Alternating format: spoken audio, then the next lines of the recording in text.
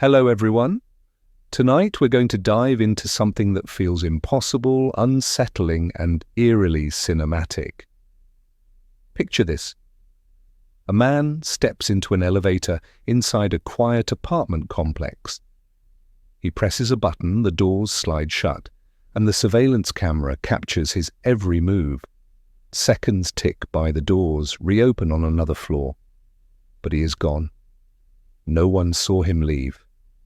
No one saw him enter a hallway. And yet he never came out again. A murder mystery has occurred. Or at least that's how it feels when something defies the boundaries of logic. Elevators are supposed to take you from point A to point B. They are not supposed to swallow people whole, but in this case the footage tells us one thing and reality shows us another. A man simply disappeared into thin air. So before you get comfortable, take a moment to like the video and subscribe if you really like what I'm doing here. That way you'll always know when the next strange story comes creeping into the dark corners of your recommended feed. And hey, let me know in the comments where you live and what you do. Who knows? Maybe there's someone nearby who loves unraveling mysteries just as much as you do. Now turn off the lights, lie back on your comfy cushions, and let's get moving tonight. The building itself wasn't special. Built in the late 1990s, it had that generic modern look. Pale walls, boxy balconies, the faint hum of neon bulbs in the stairwell. People came and went day after day, their lives stacked neatly on top of one another. But on the night of the incident, the entire place felt still. It was almost midnight when the man entered through the glass doors of the lobby, shoulders slightly hunched, carrying a small backpack. He looked ordinary. That was the strangest part. Black jacket, plain shoes, the kind of person you'd pass on the street without giving a second thought. The security guard on duty barely glanced up from his tiny TV, noting only that the man seemed quiet, focused. Surveillance cameras showed him walking straight to the elevator, pushing the button and stepping inside. The timestamp on the recording, 11:42 p.m. Inside the elevator, the man pressed a button for one of the upper floors. The metal doors slid shut with that mechanical sigh we all know too well. For a moment there was nothing unusual. He stood there alone, waiting. And then, nothing. The elevator arrived at its destination, the doors opened, and the cabin was empty. Empty. The security guard rewound the footage, played it again. The man went in, he never came out. There were no cuts in the tape, no glitches, except for a faint flicker in the corner of the screen, as though static wanted to creep in. The guard blinked at the screen for a long time, then rubbed his eyes. Maybe he had missed something. He watched again, and each time the result was the same. The man had simply vanished. By the following morning, word had spread through the building. Residents whispered in the hallways, mothers pulled their children closer, and the air was heavy with speculation. Had there been some kind of accident? Did the elevator malfunction, dropping him into a hidden shaft? Or was there something more sinister, something otherworldly? Investigators later confirmed that the elevator itself was functioning perfectly. No trapped doors, no sudden drops, no broken mechanisms. A team of technicians examined every bolt and cable. The machinery was fine, which left the question hanging in the air like a storm cloud. If the man wasn't in the elevator anymore, and he wasn't in the hallways, where exactly did he go? Here's a strange detail. When officers paused the footage, they noticed the man's expression just before the doors shut. His face was tense, as if he were expecting something or someone. His right hand twitched near the strap of his backpack, and his eyes darted quickly upward toward the ceiling of the elevator. Just for a split second. Investigators and detectives are still debating whether that glance meant anything at all, or if it was just nervous habit. Theories began to multiply. Some residents whispered about old urban legends, the idea that elevators could serve as portals if you pressed the right sequence of buttons, leading you somewhere between dimensions. Others believed he'd been targeted. Maybe someone was waiting on the other side of a service panel, ready to pull him into the shaft. Maybe he wasn't a victim at all. Maybe he staged the disappearance. By the end of the first week, one fact was clear: the man was missing. No one had reported seeing him since that night. His apartment was empty, his phone switched off, his bank cards untouched. He had walked into an elevator, and that was the last trace of him on record. What unsettled people most wasn't just the disappearance, it was the way it happened. Elevators are public. They're designed to be boring, predictable, mundane. But this broke the contract of reality. That night, neighbors recalled odd details. A woman on the 7th floor remembered hearing a strange metallic sound echoing through the shaft around midnight, something like a panel slamming shut. A teenager claimed he heard footsteps in the stairwell at the same time, but when he peeked out of his door, no one was there. And the guard who first watched the footage said something he later regretted sharing. For a moment, just as the doors closed, he thought he saw another shadow flicker behind the man, but he could never be sure. Imagine living there knowing that one of your neighbors had been swallowed by an elevator that still carried you to work every morning. Imagine pressing that same button, standing in that same space, with the knowledge that someone had once vanished right where you stood. The building was never the same, and neither was the mystery. The police tried to approach the case with logic. They always do. First, they checked the building's entry and exit logs. Every resident needed a key card, every visitor signed in. There was no record of the man leaving that night. His name was Kenji Sato, age 32, a quiet office worker with no criminal history, no major debts, and no enemies that anyone knew about. Kenji had moved into the building only 6 months earlier. His neighbors described him as polite, but distant. He always bowed when passing in the hallway, yet rarely joined community gatherings. His apartment was neat, almost sterile, with nothing but the essentials: a bed, a desk, a stack of manga neatly aligned on a shelf. Nothing unusual, except for one thing. On his desk, investigators found a notebook open to a single page. Scrawled across it were just 4 words: "Don't trust the elevator." Was it a joke, a nervous doodle, or something far more chilling? Detectives dug deeper. They pulled security footage from every camera in the building before and after Kenji entered the elevator. They expected to see him leave through another exit, or perhaps disguised. But no matter how many hours they reviewed, Kenji never appeared again. The footage showed something else, though. At 11:44 p.m., 2 minutes after Kenji entered, the lights in the elevator flickered for exactly 3 seconds. Not long, but during that time the image distorted like an old VHS tape warping. Technicians swore there was no malfunction in the electrical system.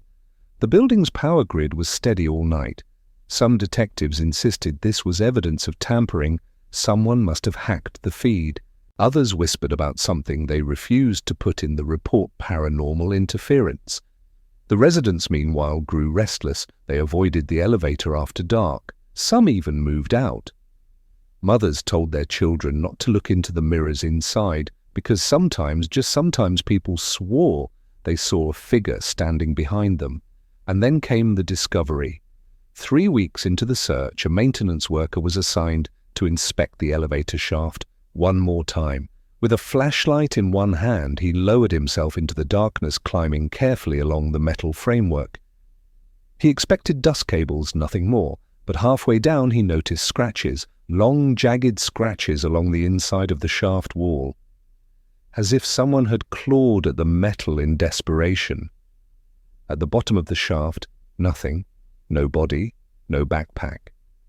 But the scratches remained deep, fresh, undeniable.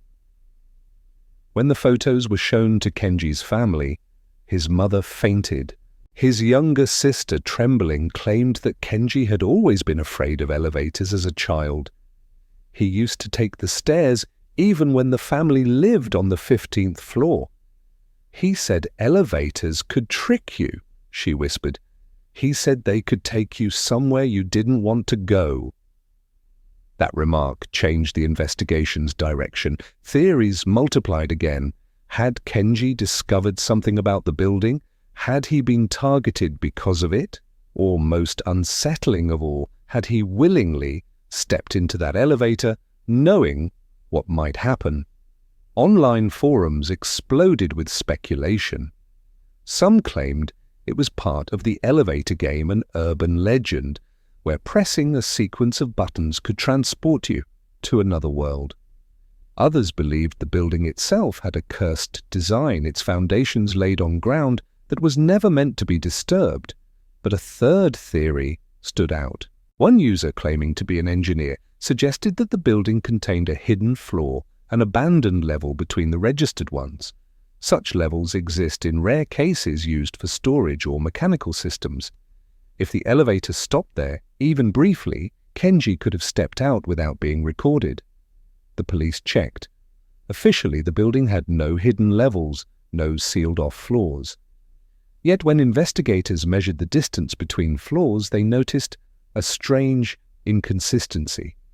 Between the 6th and 7th floors, the shaft was slightly taller than it should have been by about 3 meters. Space for something unaccounted for. But when they tried to access that gap, they found nothing. No doors, no panels, no passageways. Just concrete walls. Still, the scratches in the shaft didn't lie. Someone or something had been there. The last known trace of Kenji came not from the building, but from his phone. Forensic teams managed to recover a fragment of a text message he'd typed the night of his disappearance. It was never sent. It read, "If I don't come back, it's because..." And then it cut off. The cursor blinked at the end of the unfinished sentence, as though frozen in time. By this point, weeks had passed, but the case had only grown colder. Kenji Sato was officially listed as missing.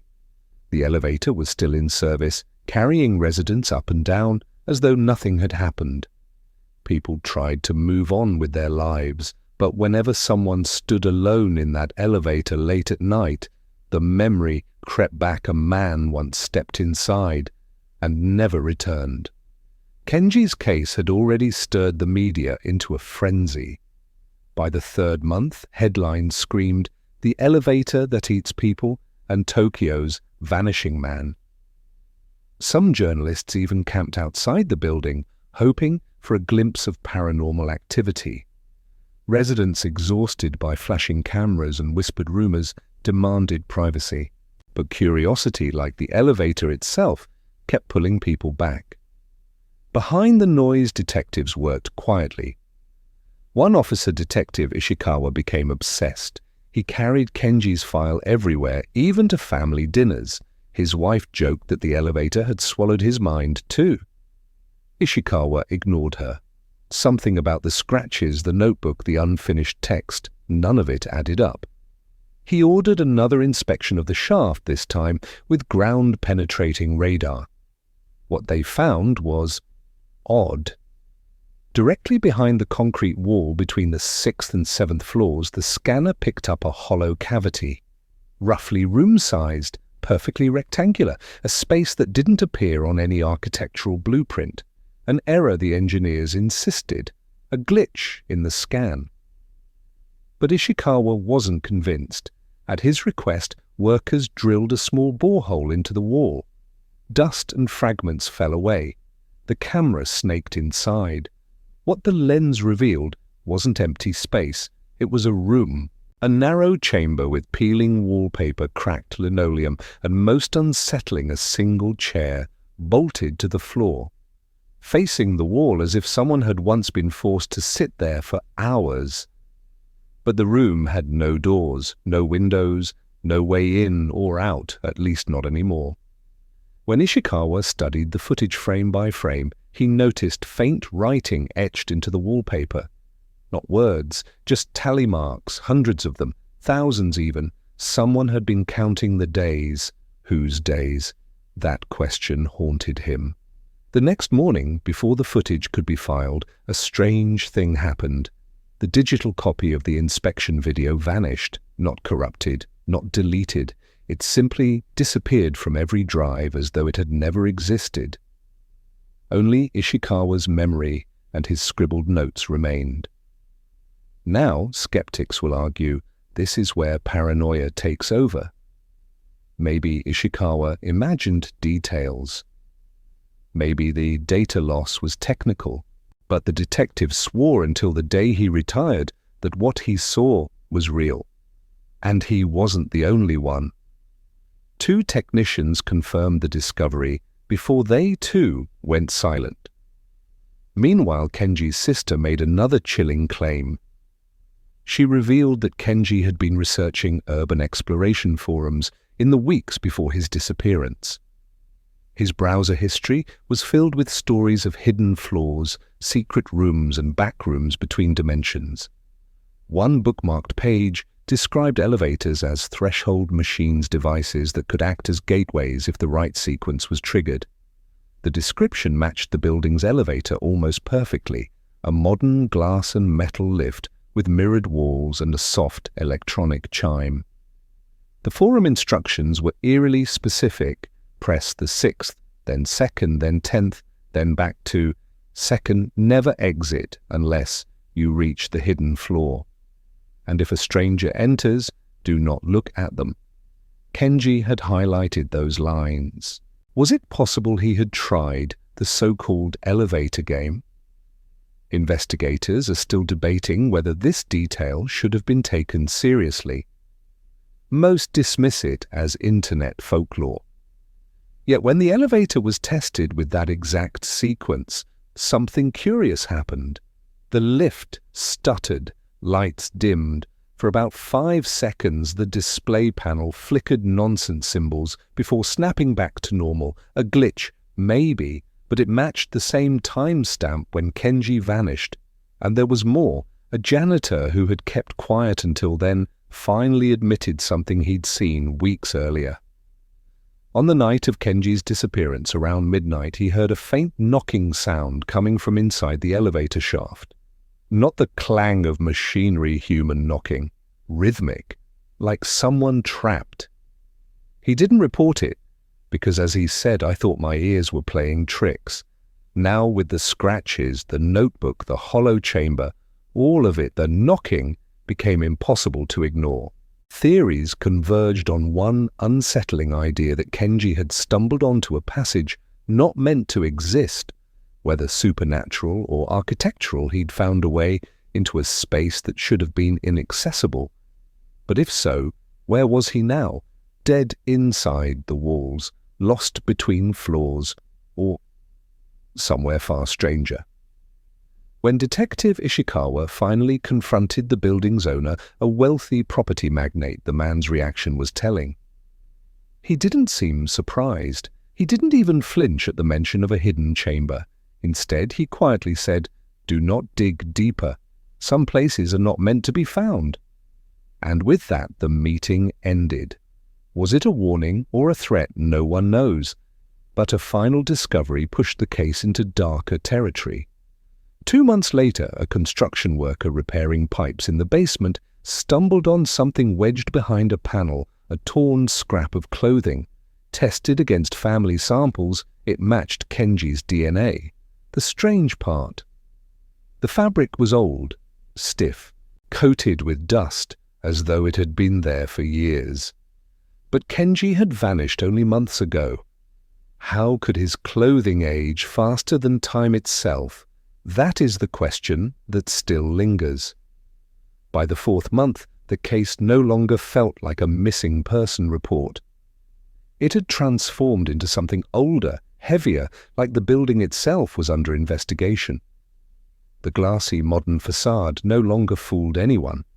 People whispered that the tower was cursed, that the walls held secrets older than the blueprints. Detective Ishikawa, restless as ever, requested access to the full architectural records. What arrived on his desk was a thick binder of photocopies, neat but incomplete. Several pages, whole sections of the original plans were missing. When he pressed the city archives, they swore the records had gone missing during transfer. Convenient, wasn't it? Still, Ishikawa dug deeper. Through interviews with retired construction workers, he pieced together a troubling detail. The site where the building stood today was once occupied by a small clinic, a psychiatric facility shut down in the 1970s. Locals remembered it only vaguely, a grey, crumbling structure surrounded by fences and secrecy. Patients disappeared inside, rarely seen again. Some even claimed experiments had been conducted, though, as always, the truth blurred with rumour. One elderly worker recalled something that froze Ishikawa's spine. When they demolished the clinic, the man said they told us not to touch the basement, just pour concrete over it, seal it shut. If that was true, then the building wasn't built on a clean slate, it was built over something. And suddenly that hidden chamber between the 6th and 7th floors didn't feel like a glitch anymore, it felt like a scar. While official history downplayed the clinic, Ishikawa found whispers in obscure medical journals, a doctor named Shindo obsessed with sensory deprivation. His theory that if you isolated a patient completely, no sound, no light, no human contact, the mind could cross thresholds into other dimensions. Mad science, maybe. But Shindo's name appeared again and again alongside words like experimental ward and unauthorized trials. So when Kenji vanished, leaving scratches and tally marks behind, was it possible he had stumbled into the same kind of isolation Shindo once forced on his patients, a room designed not to heal, but to erase? Investigators are still debating whether the building's history can be linked directly to Kenji's case. Skeptics argue it's just coincidence, old urban legends resurfacing in the wake of tragedy, but others note the disturbing parallels. Meanwhile, Kenji's sister grew more convinced her brother had known something. She found a draft blog post on his laptop titled "Hidden Floors of Tokyo."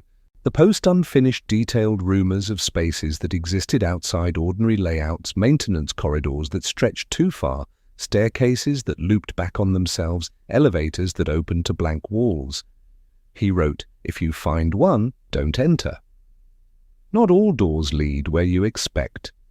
The words read less like curiosity, more like a warning. One evening, Ishikawa returned to the building, unable to resist. He rode the elevator alone, repeating the strange sequence Kenji had bookmarked: 6th, 2nd, 10th, back to 2nd. The car rattled, lights dimmed, and for a fleeting second Ishikawa swore he felt the floor drop lower than the shaft allowed. The display blinked. Instead of numbers, it showed a symbol, a single vertical line slashed through the middle.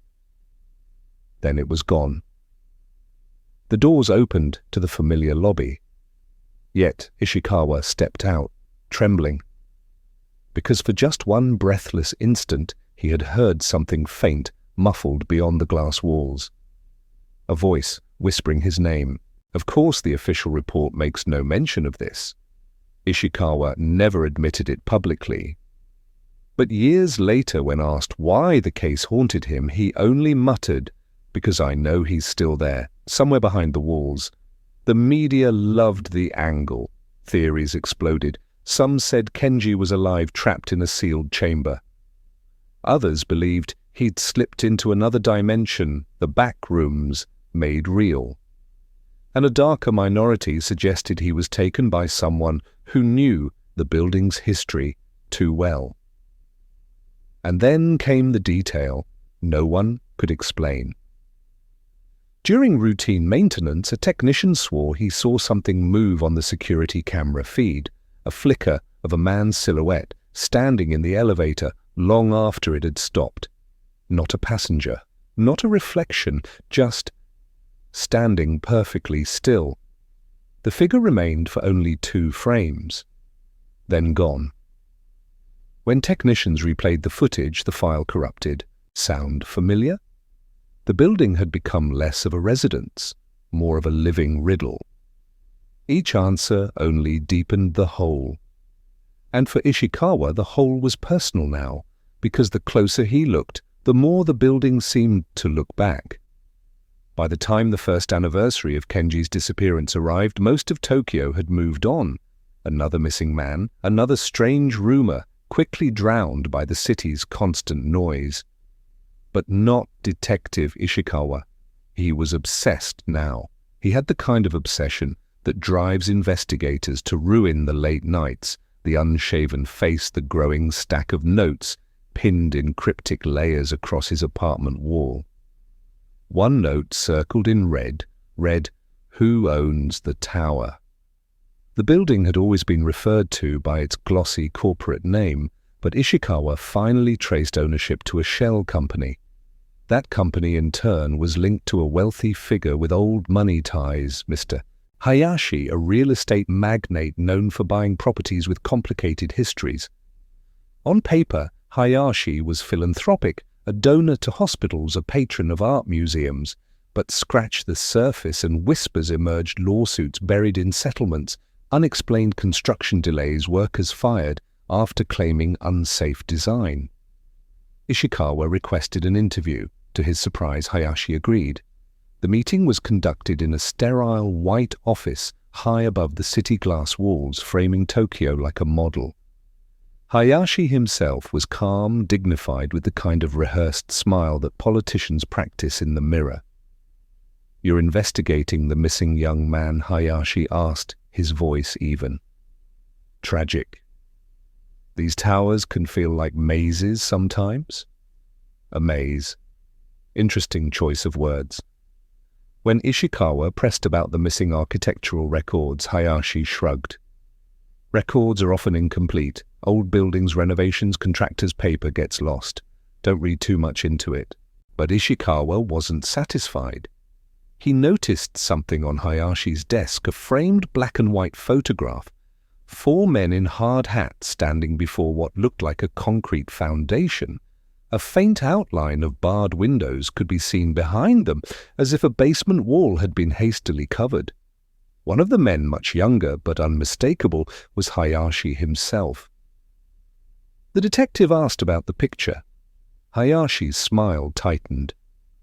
He slid the frame aside, face unreadable. Some things are better left sealed.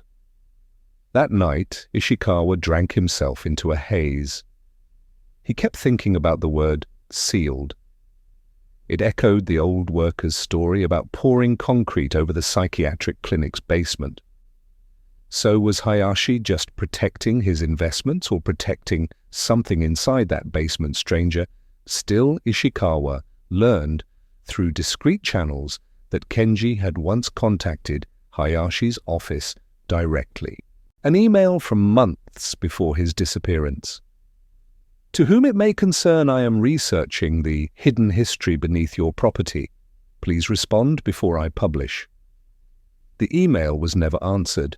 The debate remains: did Kenji stumble onto something dangerous, something worth silencing, or was he just a blogger chasing ghosts? But the strange details kept stacking. During a late-night search, Ishikawa came across an old government permit tied to Hayashi's company.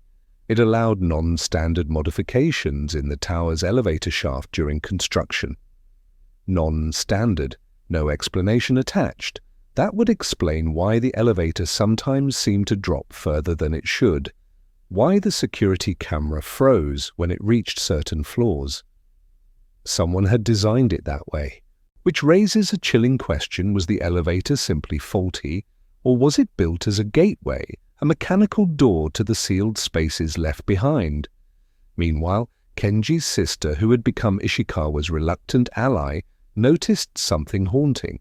A few days before Kenji vanished, he had sent her a message she had dismissed at the time. It read, "If I disappear, check the space between." The space between. The phrase burned in Ishikawa's mind. Between floors, between walls, between what people see and what's deliberately hidden. Investigators and detectives are still debating whether Kenji's warning was paranoid metaphor or a literal clue about the tower's design. But Ishikawa leaned toward the literal. And just as he was about to abandon the thread for lack of proof, the building itself gave him another reason to keep going. A second disappearance.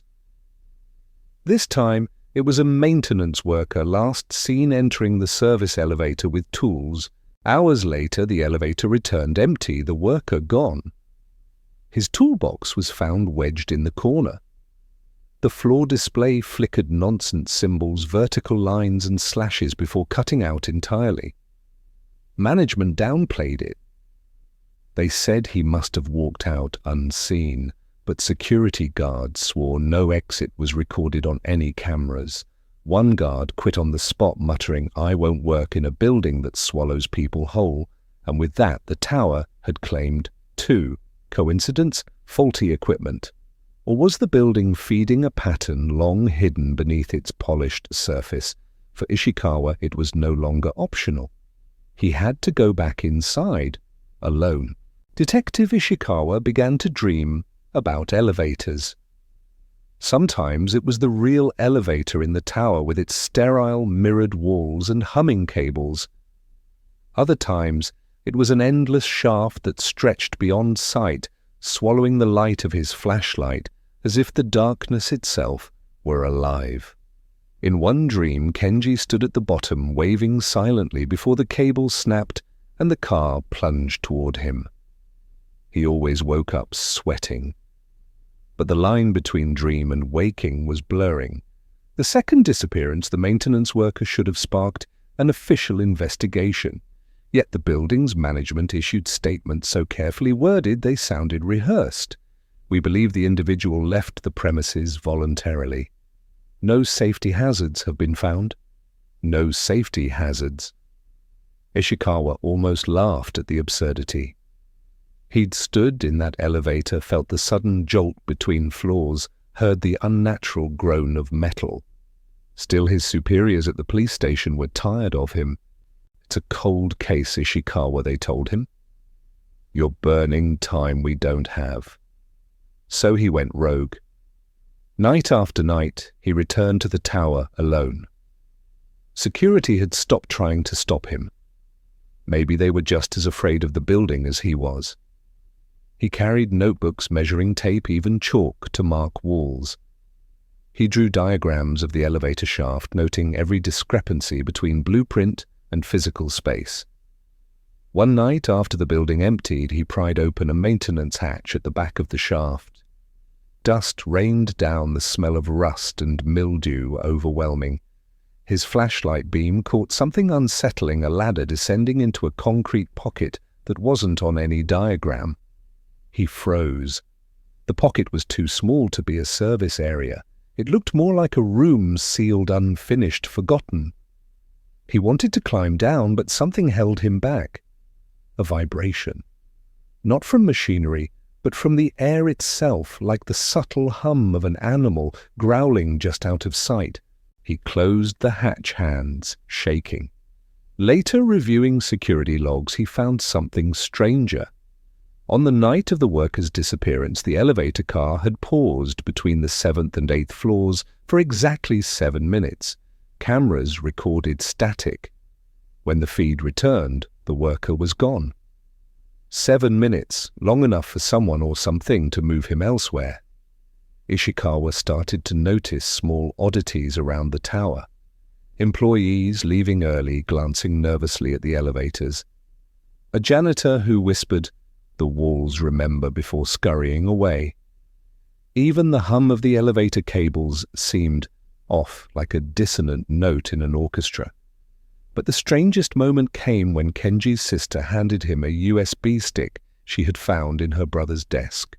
On it was a single audio file, a recording of an elevator ride.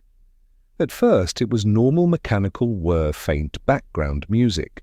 Then halfway through the audio, warped. A faint, high-pitched sound layered over the machinery, almost like a voice. The words were indistinct, but Ishikawa thought he heard, "Not yet, not yet." Kenji must have recorded one of his last rides in the tower. Investigators and detectives are still debating whether that voice was electronic interference, a glitch, or something else entirely. But Ishikawa believed Kenji had captured a warning. The obsession ate at him. He stopped visiting friends. His apartment filled with papers, photographs of the shaft notes connected with red string. Neighbors complained of late-night sounds, hammering, drilling, as Ishikawa built a scale model of the tower in his living room. He even stopped sleeping in his bed, choosing instead to lie on the floor beside the model, staring at the tiny elevator car he had rigged with thread. One night, drunk and desperate, he stood in front of his mirror and whispered to his own reflection, "If I disappear, check the space between." The same words Kenji had written to his sister. And in that moment, Ishikawa realized he was no longer just chasing the case. He was sliding into it. He was beginning to think like Kenji, to feel like him, to sense what he must have sensed in those final moments. That was when the phone rang. A voice on the other end, calm and low, Detective Ishikawa. "You should stop looking." Click. No name, no trace. But the caller knew him. And suddenly Ishikawa understood something chilling. Whatever swallowed Kenji hadn't finished. It was still hungry. Detective Ishikawa stared at his wall of diagrams until his eyes burned. The shape of the hidden pocket at the back of the elevator shaft haunted him like an unfinished puzzle. He had measured the blueprints, paced the corridors, traced every bolt of the tower's skeleton. There was no reason for that cavity to exist. And yet it did. By the 7th week of his private investigation, he had stopped questioning whether he was imagining it. The room was there. The question was what lay inside. But the moment he started planning his descent, the interference began. First came the call, the anonymous warning to stop looking. Then his email account was locked, though he hadn't changed the password. His car tires were slashed one morning, deep diagonal cuts with surgical precision. When he reported these incidents, his supervisor just raised an eyebrow. "Maybe you should take a vacation, Ishikawa. Get your mind off elevators." But Ishikawa couldn't. He was back at the tower that same night, prying open the maintenance hatch, with a crowbar, sweat dripping into his eyes. He lowered a coil of rope and clicked on his headlamp. The ladder rungs vanished into the concrete dark. He took a breath, stepped onto the first rung. The shaft was silent, except for the faint groan of the building above the tremor of cables far overhead. As he descended, the air grew colder, heavier, as if the walls were absorbing his body heat. Halfway down he froze. A sound rose from below. Not mechanical, not human footsteps, a scraping, metal against stone, slow and deliberate, as though something was dragging itself across the floor of that hidden room. His headlamp flickered. Ishikawa climbed back up in a panic, slamming the hatch shut behind him. His heart pounded as he pressed his back against the cool steel, listening. But the scraping had stopped. The next day he tried again. This time he brought a digital recorder. He lowered it on a rope, letting it dangle into the void for 20 minutes before hauling it back up. When he played it, his blood ran cold. At first, only static. Then faintly a sound like whispering. Dozens of voices layered over one another, distorted, unintelligible, but one word repeated clearly in Japanese: stay. Investigators and detectives are still debating whether such recordings are the product of auditory pareidolia, hearing patterns in random noise, or if Ishikawa captured something genuinely inexplicable. But Ishikawa didn't debate. He listened again and again until the word drilled into his skull. Stay. Meanwhile, resistance to his work hardened. The building's owner, a real estate mogul with deep political ties, sent him a formal notice forbidding further trespassing. A colleague pulled him aside with a whisper. You're stirring something you don't understand. There's money in that tower, money that doesn't want to be touched. And then one evening, as Ishikawa returned to his apartment, he found his model of the tower smashed. The little elevator car, the thread he had strung for simulation, all shattered across the floor. His door showed no signs of forced entry. He stood in silence, staring at the wreckage. A single slip of paper lay among the debris, scrawled in uneven block letters, "Go back up."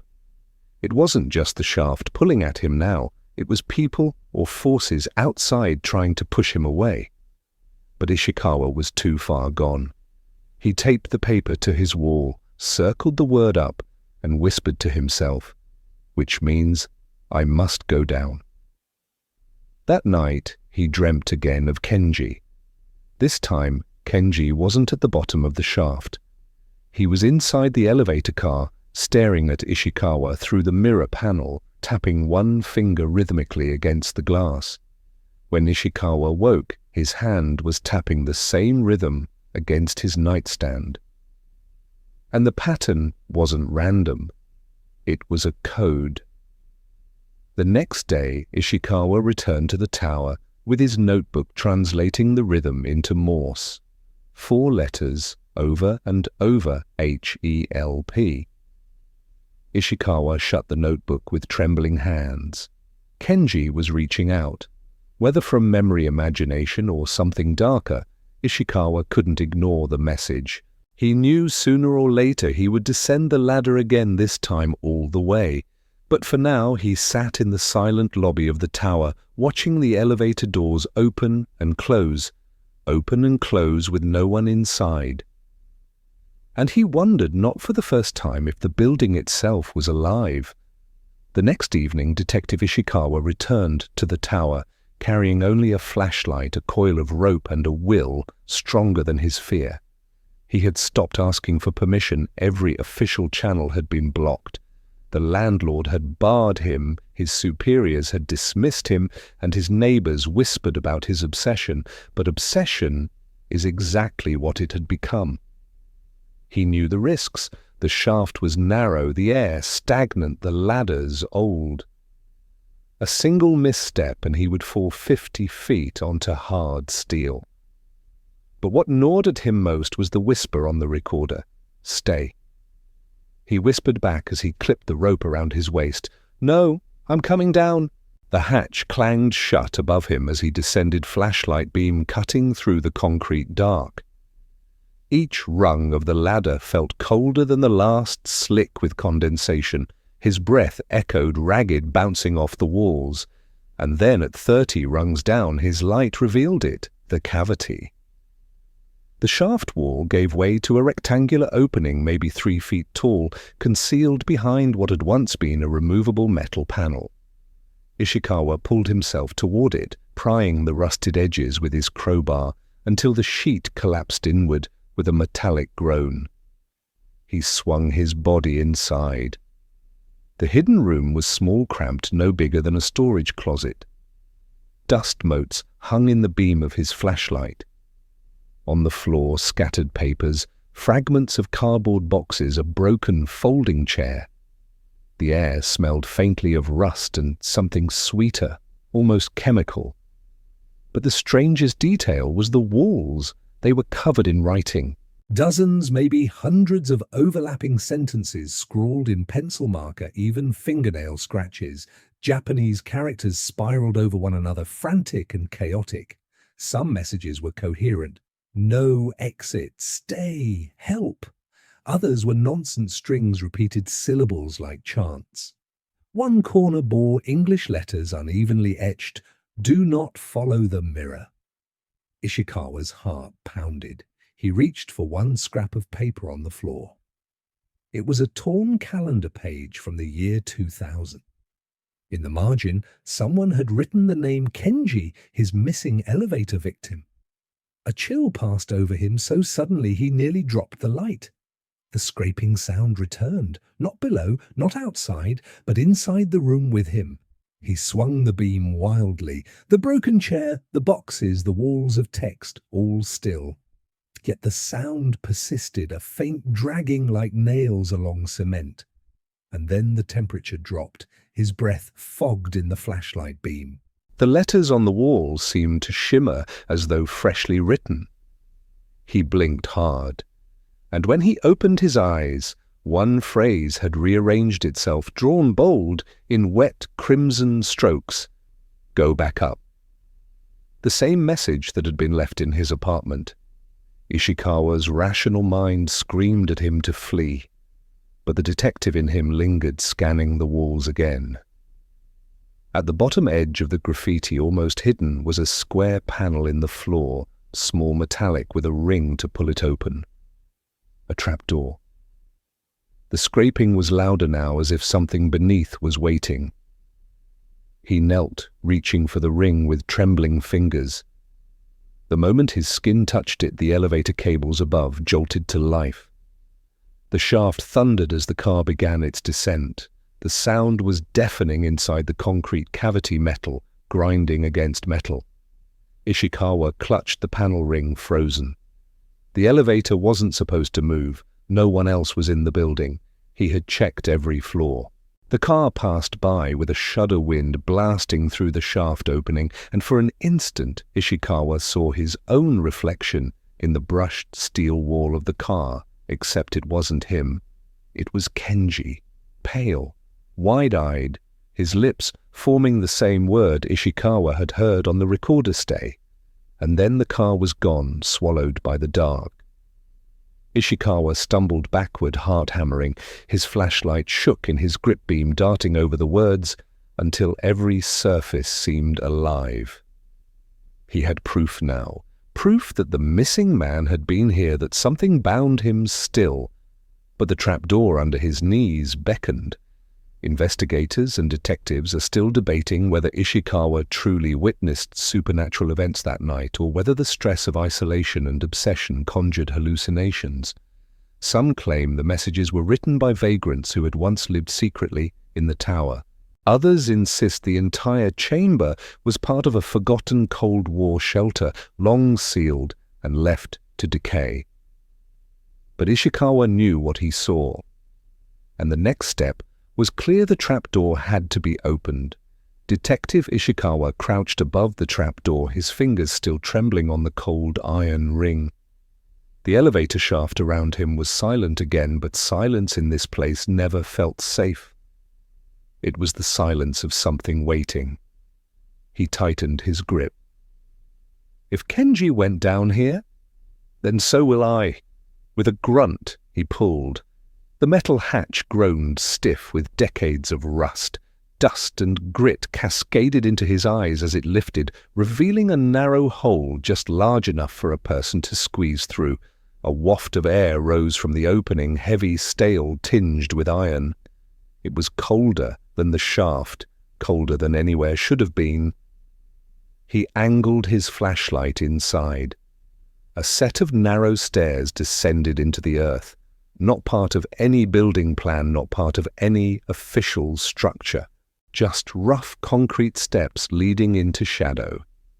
Ishikawa swallowed hard, tied his rope to the broken chair, and lowered himself through. His boots hit the first step. The echo traveled downward as if the stairwell stretched far deeper than it looked. He descended. The walls were close, pressing in, scratched with the same desperate words he'd seen above. Help. No exit. Stay. The letters looked fresher here, as though carved only yesterday. And then the faint hum. At first, Ishikawa thought it was the thrum of the city above leaking through concrete, but it grew clearer, sharper, a low electric buzz, mechanical and alive. His heart pounded as he continued the hum, vibrating in his bones. After perhaps 20 steps, the stairs ended at a steel door. The surface was dented and stained, but intact, with a rotary handle at its center. He pressed his ear against it. On the other side, faint movement. Footsteps. He spun the wheel.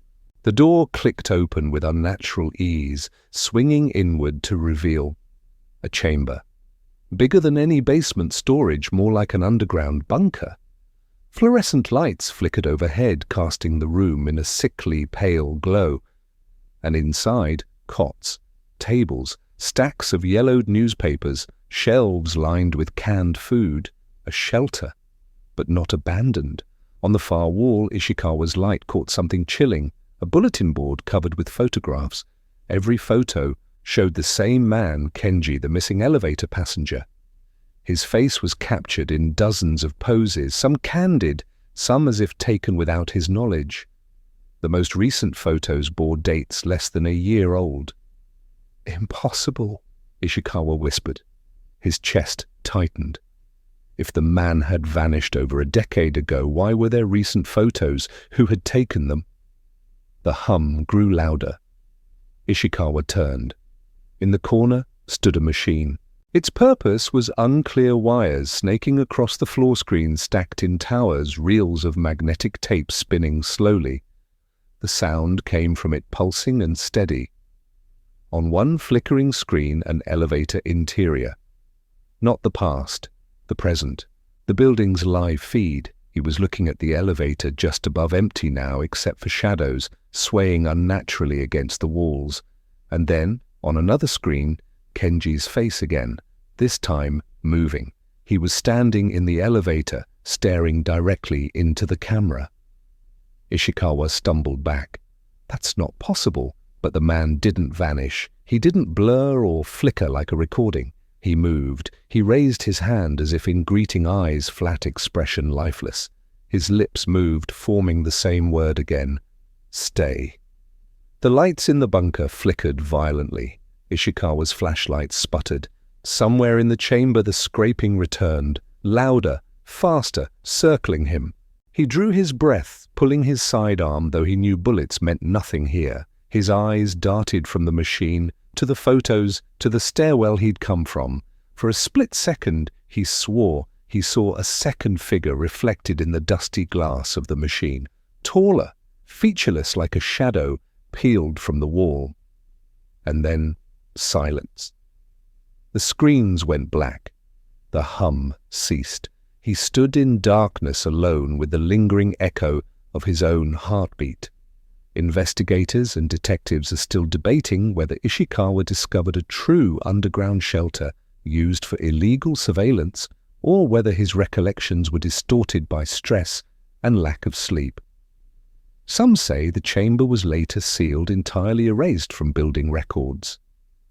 Others insist no such place ever existed, that Ishikawa invented it all to justify his obsession. But the photographs of Kenji remain unexplained. No one has ever proven who took them or why they bore dates years after his disappearance. And Ishikawa knew one thing beyond doubt: something beneath the tower still moved, and it had seen him. Ishikawa's breathing rasped in the darkness, shallow and uneven. He forced the flashlight back to life with a sharp shake, its beams sputtering against the bunker walls. The photographs of Kenji glared back at him, dozens of copies of the same man frozen in time, their glossy eyes catching the light like they were alive. The detective backed toward the stairwell, heart hammering. He needed air. He needed to leave before that thing returned. But when he pulled at the door, it didn't budge. The wheel handle refused to turn stiff as stone. He tried again, wrenching it with both hands, but the mechanism groaned without moving. Panic cut through him. He had left the trapdoor open above. This should have been his way back. Yet now he was sealed inside. He steadied himself, pressing his forehead to the cold steel. Calm down, breathe, think. But then another sound. The hum returned, quieter but closer. Not from the machine this time, from the walls themselves, a vibration in the concrete as though the bunker itself was alive and aware of his presence. The flashlight beam swung across the chamber again, and his stomach dropped. The photos of Kenji had changed. Where moments ago they showed him smiling faintly, laughing with friends, or caught in candid street scenes, now each image depicted him staring dead into the camera. His expression identical to what Ishikawa had seen on the flickering screen. Blank eyes, slack mouth lips, shaped into that word. Stay. No, Ishikawa whispered. This isn't possible. The detective backed into the corner, his shoulders brushing against metal shelving. His pulse raced as he pulled out his notebook, scribbling frantically. Underground chamber surveillance, Kenji alive, door sealed, possible illusion. The pen snapped in his hand. Ishikawa froze. It hadn't broken from pressure. It had been cut. He dropped the pieces, instinctively scanning the floor. His flashlight beam caught movement shadows, shifting, curling across the bunker floor, not cast by anything real. They slithered like oil across the concrete, then recoiled as the beam passed over them. He whispered to himself, "Not real, just stress, just fatigue." But his voice trembled, betraying him. In the far corner, the screens flickered back on with a pop of static. This time, they showed not the elevator, but the stairwell, the very one Ishikawa had descended minutes earlier. And someone was coming down. Step by step, a figure descended slowly, its body blurred and indistinct on the monitor. It was tall, too tall. Its limbs seemed to bend at angles that mocked human shape. The closer it got to the bottom of the stairwell, the stronger that humming vibration became.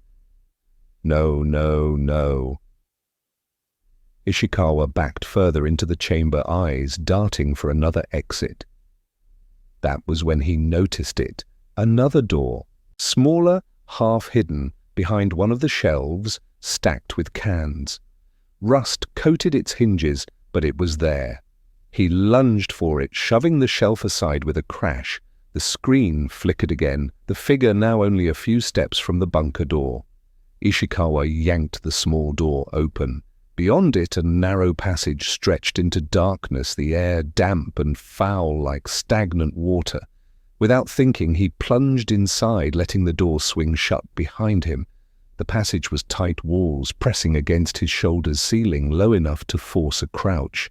His flashlight jittered as he hurried forward, every step echoing with too much force, as though the walls themselves amplified his presence.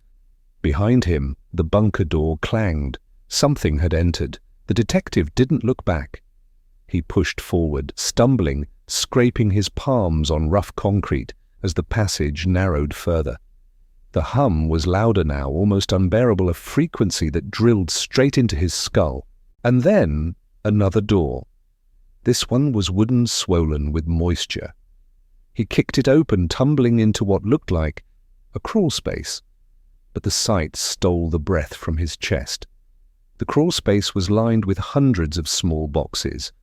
Wooden metal plastic stacked to the ceiling. Each one bore a name tag, some in neat handwriting, others scribbled in panic, some old-faded, others disturbingly fresh. One box lay open. Inside, Ishikawa saw a folded suit jacket, a wristwatch, and a pair of spectacles. His hands shook as he recognized the items. They belonged to Kenji. And on top of the jacket, scrawled in thick marker, was a single word: property. He staggered back, knees hitting the dirt. From the passage behind him came the scrape of something dragging against the wall. Slow, deliberate, unhurried. Whatever had followed him was still coming. He clutched his notebook to his chest. If I don't make it out, someone has to know this place exists. Investigators and detectives are still debating whether Ishikawa truly stumbled upon a hidden archive of personal effects from vanished people, or if this crawl space was a hallucination born from stress-mirroring urban legends of secret collectors of human lives. Official reports claim the passage behind the bunker led nowhere but collapsed earth. Yet Ishikawa swore he touched Kenji's belongings with his own hands. And what about the other boxes, each tagged with names never listed on any missing persons database? No answer has ever satisfied, because Ishikawa never found the end of that crawl space. Ishikawa crouched low in the crawl space, his flashlight beam darting across the sea of boxes. The air was thick, humid, tasting of mold and iron. His hand trembled as he traced one of the labels. The name was unfamiliar. Sato Harumi. Another box, Ono Takeshi. Dozens more, each tagged meticulously, though many were names Ishikawa had never encountered in any missing persons report. Some boxes were decades old, weathered and crumbling. Others were disturbingly fresh cardboard, not yet yellowed handwriting, bold and clean. The scraping sound from the passage was closer now, steady, patient. He forced himself to move, weaving deeper into the crawl space. His shoulder brushed a stack, and one box toppled, spilling its contents onto the dirt, a child's shoe, a broken toy robot, a handful of photographs. Ishikawa's gut twisted. The photos showed a family smiling at a park, father, mother, and son, before the images warped their faces, distorted by streaks of black ink bleeding across the paper. The hum vibrated through the earth, rattling the crawl space. Dust rained from above as the scraping sound gave way to a low, deliberate thud. Step, step, step. He whipped his flashlight back toward the passage. For a heartbeat, he caught sight of it, something too tall, for the space hunched and twisted, dragging one elongated arm across the wall as it moved forward. Its face remained cloaked in shadow, but Ishikawa could feel it looking at him. Panic surged. He stumbled back deeper into the crawl space. The flashlight flickered shadows convulsing around him. Then his beam landed on a box that stopped him cold. The name tag read Ishikawa Daichi. His breath caught. He dropped the flashlight, its beam spinning wildly across the dirt, before settling against the wall. With shaking hands, he opened the box. Inside lay a police badge, tarnished, but unmistakably his own. Beside it, his fountain pen, his notebook, his tie pin, objects that had not left his possession until now. This is impossible, he whispered, voice cracking. The hum grew louder, resonating in his bones. He pressed both hands against his ears, but it wasn't sound anymore. It was inside him. The boxes rattled violently, lids knocking loose. One by one they toppled, spilling artifacts of vanished lives into the crawl space. Watches, shoes, keys, rings, photographs. A torrent of memories not his own slammed into him, visions of strangers gasping their last breath, of doors slamming shut, of cold concrete beneath their skin. The crawl space filled with voices whispering over one another, each repeating the same word that Kenji had mouthed on the screen: stay, stay, stay! Ishikawa screamed and staggered backward, his foot slamming against the fallen flashlight. The beams swung toward the passage again, and the figure was gone. The hum cut out instantly, leaving behind only silence. The crawl space, too, was still. Boxes sat in chaotic piles, but nothing moved, nothing whispered. Ishikawa's chest heaved. His palms were slick with sweat and blood where his nails had cut into them. Slowly he bent down, lifted his flashlight, and turned it toward the box with his name. Empty. The badge, the pen, the tie pin, gone as though they had never been there. Only dust remained. A laugh, sharp and broken, escaped his throat. He pressed his back against the wall, sliding down until he was sitting in the dirt. His flashlight beam trembled across the cluttered crawl space, too weak to fight the shadows now pressing in from all sides. And then, faintly, he heard the creak of the elevator. The sound was distant, muffled by earth and concrete, but unmistakable. The elevator was still running somewhere above. Ishikawa clutched his notebook to his chest and whispered through gritted teeth, "I have to see it. I have to." He forced himself back toward the narrow passage, determined to escape the crawl space, even if it meant facing whatever had walked down those stairs. The crawl space spat him out like something unwanted. Ishikawa's chest scraped against concrete as he hauled himself up, gasping at the first breath of cooler air in the stairwell. His flashlight beam danced erratically against the walls, painting them with long, jerking shadows. The stairs loomed, twisting upward into darkness. Every instinct screamed at him to leave the building to run until his lungs collapsed. But he gripped the handrail and forced himself upward, driven not by bravery, but by obsession. Halfway up, the hum returned, softer this time, as if the building itself was breathing. The fluorescent bulbs overhead flickered in a chain reaction, one by one, until the stairwell was bathed in a sickly, intermittent glow. Ishikawa clenched his jaw and kept climbing. At the landing, before the elevator, he stopped. The doors were closed, their metal scratched and pitted like old teeth. He placed a hand on the cold surface, his skin prickling at the vibration, humming through it. He pressed the call button. Nothing. The light didn't flicker, no motor whirred, but the hum intensified, burrowing into his chest like a second heartbeat. And then, with a sudden lurch, the doors began to part. They opened not into the familiar cab of the elevator, but into something else entirely. Ishikawa's breath hitched. Beyond the threshold stretched a corridor lined with flickering fluorescent tubes, walls stained with age and dampness. It was too long, far longer than any building could hold. At the far end, dimly illuminated, stood a row of boxes identical to the ones in the crawl space. Each had a name tag glowing faintly in the half-light. The air pouring from the corridor reeked of earth and rust. Ishikawa staggered back, but his feet betrayed him. He stepped forward into the elevator, and the doors snapped shut behind him. The hum shifted pitch.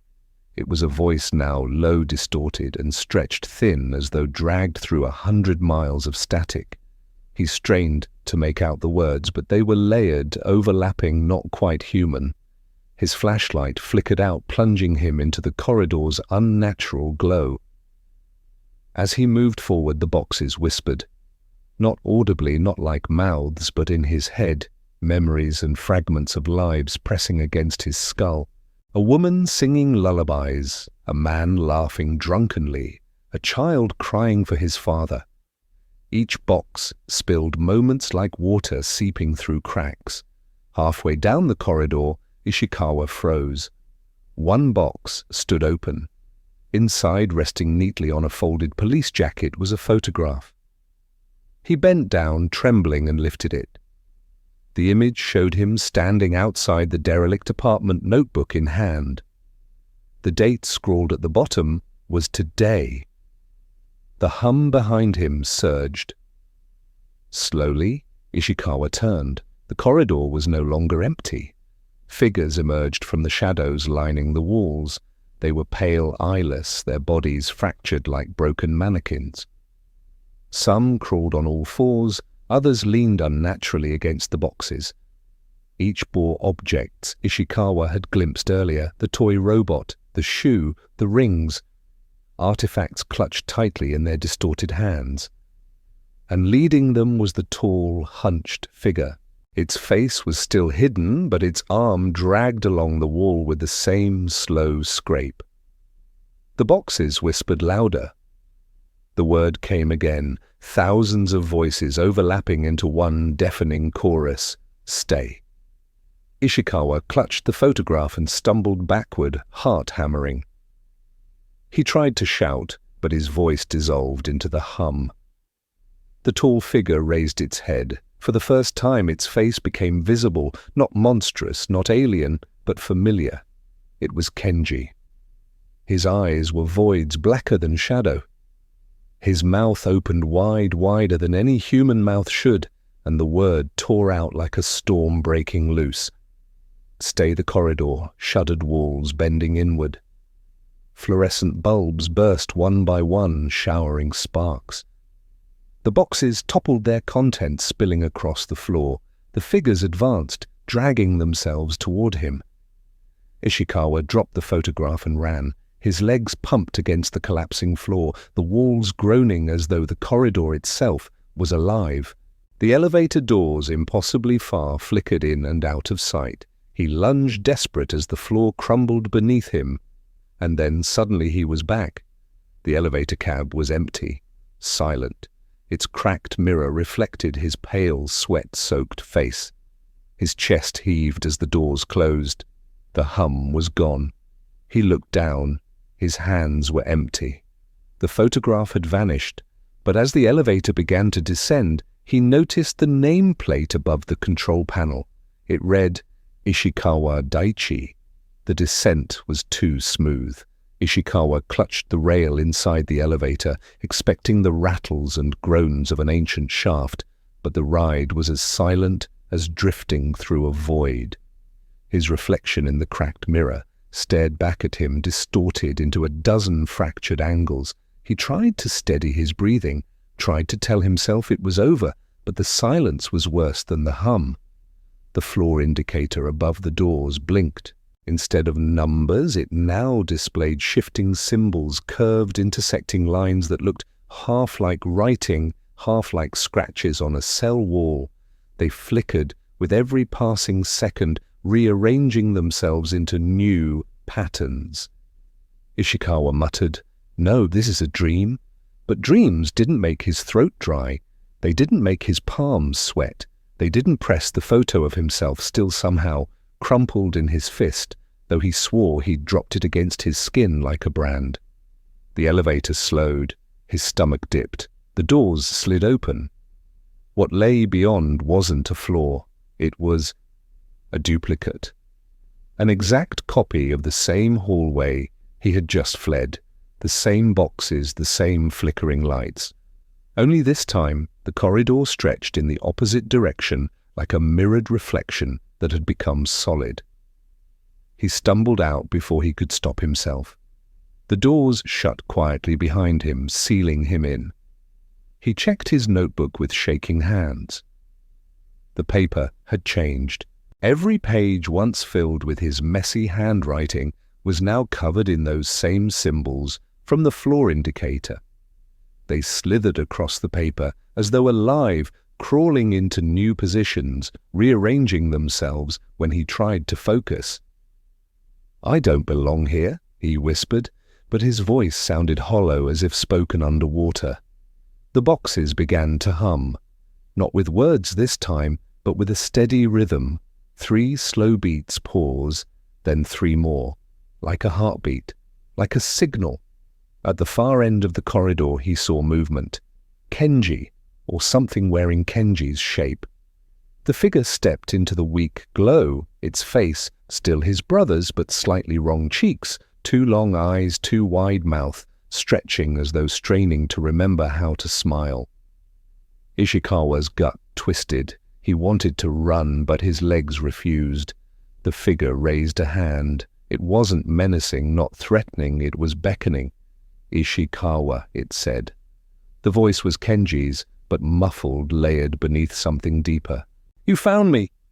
Every nerve screamed at him to deny it, to shout, "You're not real." But against all logic, against the ache in his skull, a single word slipped out of his mouth. "Brother." The figure tilted its head. The heartbeat hum surged, reverberating through the boxes. One of them slid open by itself. Inside was an old police badge, his badge. The metal gleamed faintly under the flickering lights, but the serial number was scratched away, replaced with those writhing symbols. Ishikawa reached for it, but the air thickened like molasses, slowing his movements.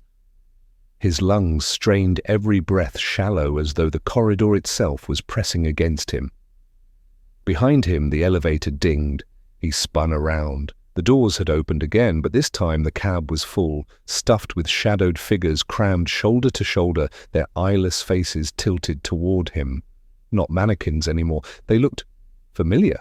People he'd seen in case files, missing person reports, unsolved tragedies that had crossed his desk over decades. Their faces blurred in and out, impossible to pin down, but he knew them. They all whispered his name. Ishikawa. The figure that looked like Kenji stepped closer. Its smile widened, jaw bending unnaturally. "You don't understand yet. But you will. You've always belonged here. You just didn't remember." The heartbeat stopped. Silence crushed the air. And then, all at once, every box in the corridor opened.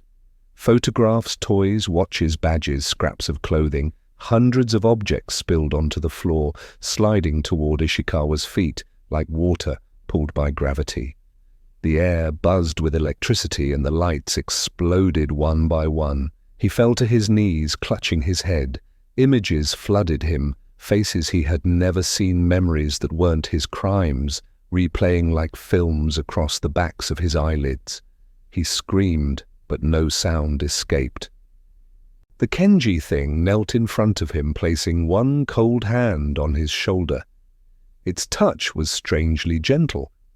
"This place doesn't take people," it whispered. "It keeps them." Ishikawa's vision fractured the corridor, folding in on itself like paper set on fire. He tried to cling to one thought, one anchor. "I am real, I am Ishikawa Daiichi." But even that started to slip. When he opened his eyes, he was sitting in the elevator again, alone. The cracked mirror showed his reflection notebook clutched tight in his hand. Only this time, the name on the notebook wasn't his. It read Kenji. The hum returned, low, endless, resonating from the steel walls around him. Ishikawa lifted his head. The elevator had not moved. The floor indicator was frozen, but not on a number, not on symbols either. It now displayed a single word glowing faintly, home. His throat clenched. "This isn't real," he muttered, but the words sounded mechanical, automatic, like a recording of his own voice, played back a second too late. He stared at the notebook in his lap. His fingers shook as he opened it. The pages were blank now, save for one line written over and over again in neat, precise handwriting. "You are Kenji," his pulse hammered. He remembered the boy who had vanished. He remembered the family he had consoled. He remembered standing in front of the grieving parents, assuring them the police would never stop searching. But when he tried to picture the boy's face, he couldn't. Every attempt collapsed into static, replaced instead by his own reflection. The elevator jolted. For the first time in hours or days, it lurched downward faster, heavier, like falling through black water. Ishikawa slammed against the wall, struggling to stay upright. His ears popped. The pressure was unbearable. And then the doors opened. The sight stole his breath. A cavern stretched out before him, impossibly vast, lit by a dull red glow that had no source. Rows upon rows of elevators lined the walls, vanishing into infinity. Their doors slid open and shut in silence, each revealing brief flashes of other worlds, a child's bedroom, a subway platform, a rainy street corner. Sometimes a person stood inside, sometimes not. Each door a threshold, each door a trap. Ishikawa staggered forward. The cavern floor was littered with artifacts, shoes, wallets, broken watches, entire piles of belongings abandoned mid-existence. He picked up a child's stuffed bear. Its fur was damp with something cold, not blood, not water, something heavier, thicker, that clung to his hand before sinking into his skin. His mind screamed, "Leave, run, escape." But his body walked deeper, as if pulled by unseen strings. A shape moved among the debris, tall, thin, wrapped in layers of shadow that writhed like smoke. It had no face, only the hint of one, an unfinished sketch erased and redrawn 1,000 times.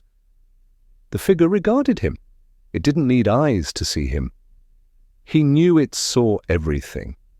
"You keep searching," it said. The voice was layered, hundreds of voices overlapping in a chorus that clawed into his skull. "But what you look for is not your brother. It is yourself." Ishikawa's knees buckled. "No," he croaked. "I know who I am. I'm..." But the name wouldn't come. Not Ishikawa, not Kenji. Nothing felt certain anymore. The shadow moved closer. Its hand, long, skeletal, yet strangely delicate, reached out and touched his chest, Images poured into him, every missing person, every cold case, every unresolved mystery he had ever obsessed over. They weren't just victims, they weren't just strangers. They were all fragments of the same story, the same endless loop. The elevator was not a machine, it was a gate, not a prison, but a collector, a curator. It gathered lost people, lost identities, lost time. And once chosen, you did not leave. You only changed roles. You were Kenji once, the voices whispered. You became Ishikawa to search. Soon you will become another. That is the cycle. That is the truth. He tried to scream, but his mouth wouldn't open. His hands wouldn't move. His body was already fading, dissolving into the air like steam. The notebook fell to the floor with a soft thud. Its cover no longer bore a name. The last thing Ishikawa saw before everything collapsed was the cracked mirror of the elevator doors. His reflection was gone. In its place stood the boy Kenji, smiling faintly, notebook clutched tight in his hands. The doors slid shut, and the elevator ascended. Got it. We'll close the story with a tragic full circle ending. Ishikawa becomes the very thing he was chasing, erased into the cycle forever. Here's the final part. The elevator rose with mechanical calm as though nothing unusual had ever occurred. The hum was steady, the lights bright. For a moment, it could almost have been any elevator in any building. Except Ishikawa was no longer inside, at least not in the way he once was. On the floor of the cabin lay the notebook. Its cover bore no name, no memory, just a blank surface that absorbed the dim light. When the doors opened, the notebook slid forward gently, as if placed there by invisible hands. The corridor outside was silent. A cleaner in uniform pushed his cart past, paused, and noticed the notebook lying on the floor. He bent, picked it up, and frowned. Inside, the first page contained a single line scrawled hastily but clearly, "Missing Detective Ishikawa." The cleaner blinked, unsettled. He glanced back at the elevator, but the cabin was empty. He looked again at the page, then at the blank floors above. For reasons he couldn't explain, his chest grew tight, as if the words were not ink, but gravity pressing him down. Meanwhile, somewhere deep inside the system, Ishikawa stood.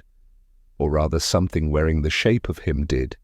His body looked the same, but his eyes were hollow, fixed, his movements marionette-like. He wandered the endless cavern of elevators, passing artifacts, echoes, and forgotten memories. Every so often he stopped at a door. Behind it, a scene flickered: a boy clutching a backpack, a woman waiting at a bus stop, a man dialing a phone. Ordinary lives on the edge of vanishing. He reached toward one of the doors. His reflection, caught in the glass, revealed not his own face, but Kenji's. The boy's smile was faint, tired, resigned. The truth settled heavy and final. There was no return, no answer.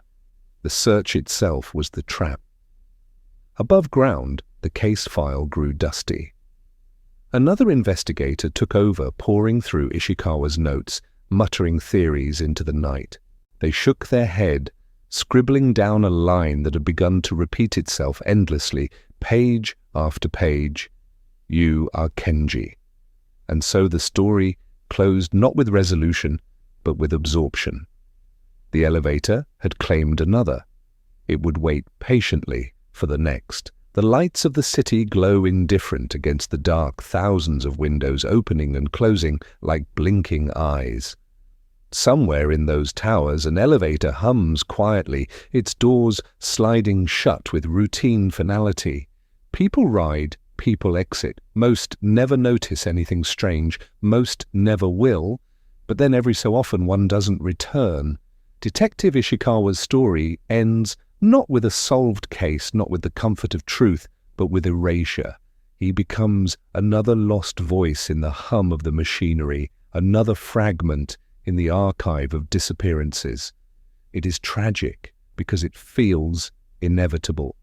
He was searching not for a boy, not for an answer, but for himself, and the elevator knew it long before he did. When we look at stories like this, we're left with questions that taste of rust and smoke. How many vanishings can be explained? How many slip between cracks so small no record survives? And if we stare into those dark steel doors long enough, would we see our own reflection, or someone else's? Investigators and detectives are still debating whether this tale should be understood as allegory curse or simply a cruel coincidence of obsession. But for us, in the quiet hours, the lesson is sharper. Sometimes the mystery does not want to be solved. Sometimes the closer you chase it, the more you become part of it. Now the city sleeps. Elevators carry their late passengers. The notebook rests somewhere unseen, waiting for another hand to open it. And the hum continues.